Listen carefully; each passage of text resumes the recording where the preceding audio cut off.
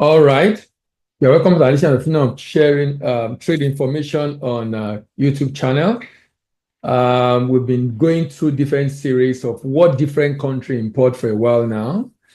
In this particular series, the focus will be on Japan. We've done China, we've done United States, we've done Germany, we've done United Kingdom, and now we are looking at Japan.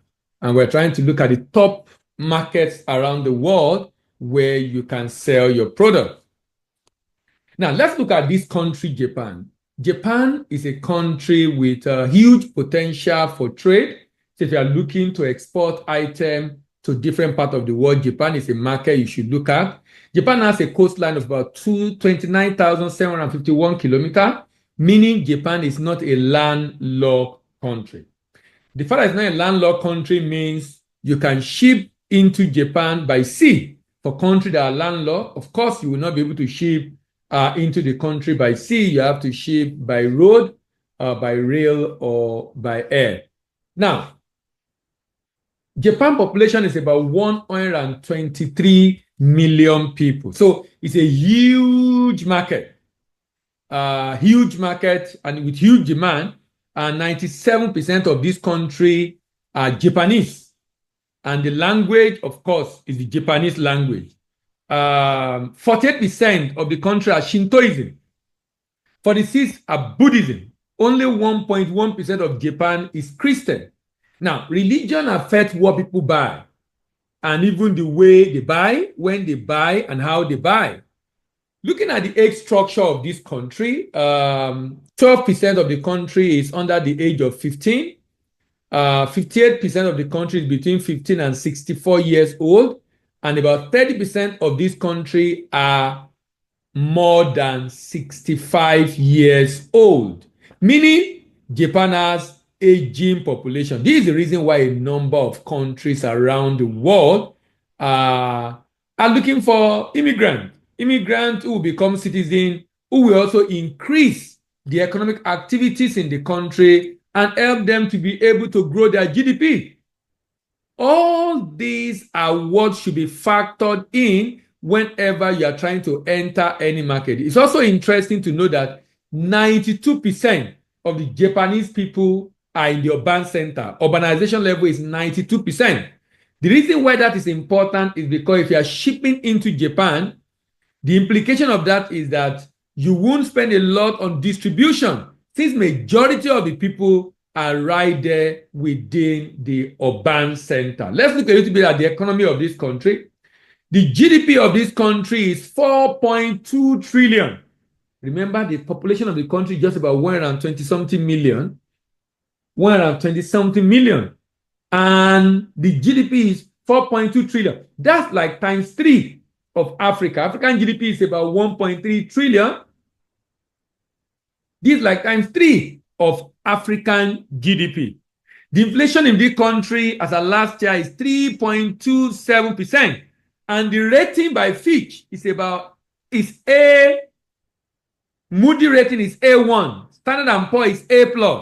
Japan is a market you really want to do business with.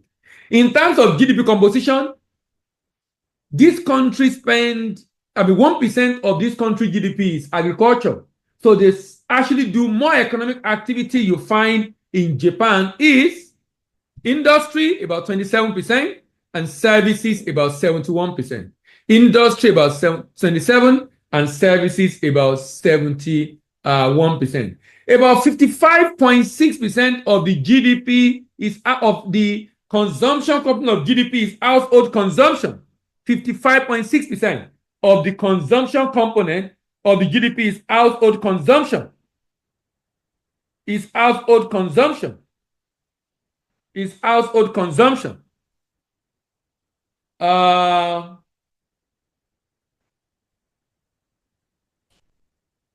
Agriculture.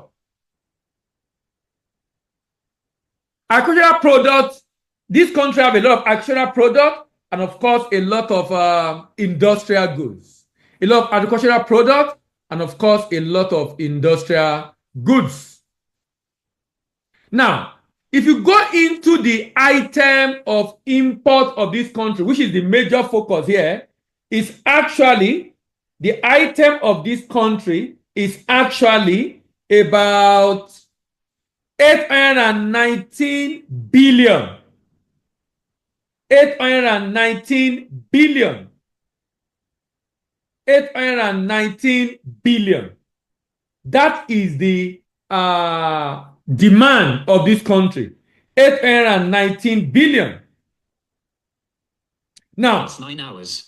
819 billion with 10.6% crude oil, 7.84% petroleum, coal briquette 6.55%, vaccine 2.4%, integrated circuit 3.52%, computer 1.59%, broadcasting equipment 2.47%, platinum 1.16%, cars 1.32%. These are major items of import in this country. We will now go in and begin to look at different group of products, from agricultural commodity to machinery to food item to clothing.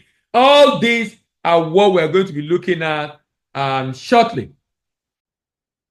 The next product I'm looking at are vehicles and parts. Vehicles and their parts.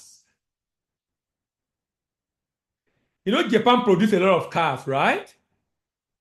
So Japan import of vehicles is low.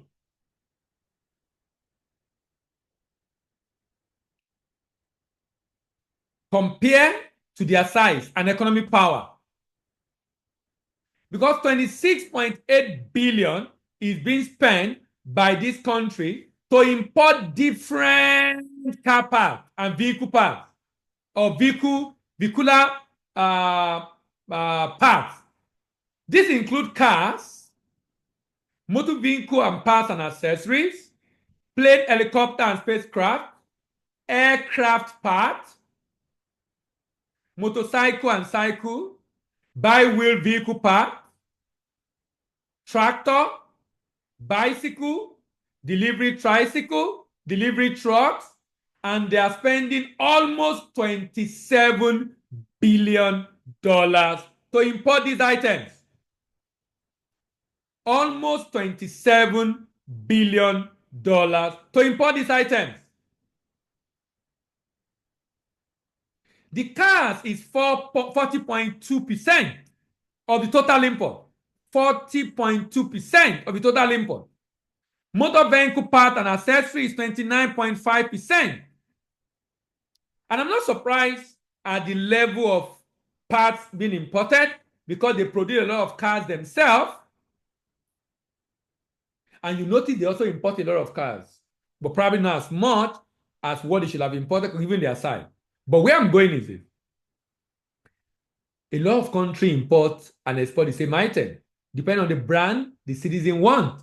Some citizens prefer some brand to the other, and that can be the reason why we're having this kind of situation where you have some cars being imported, even though Japan produces cars. Maybe some people might need Mercedes-Benz, which is produced in Germany, and they have to import it into Japan.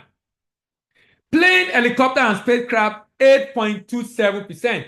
Aircraft part, 4.31%. Motorcycle and cycles, 3.5%. Bi-wheel vehicle part, 2.63%.